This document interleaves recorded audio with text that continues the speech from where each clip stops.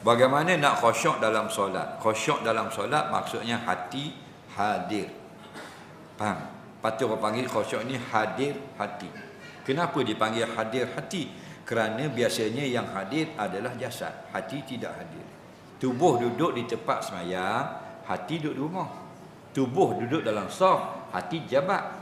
Lepas tu nak hadir hati. Maknanya masa kita duduk dalam saf, hati juga ada dalam saf. Duduk dalam semayang, hati pun dalam semayang. Betul tak? Lepas tu kita semayang tak? Jadi hati ke mana? Maliki yaumiddin. Wah, helmet dah ingat pula masuk helmet. Bahang dia budak-budak jeng. Hati dekat raga motor. Sebab tu orang yang khusyuk dia sembah yang Maha Esa. Orang yang tak khusyuk dia sembah bayang. Sembah bayang dia.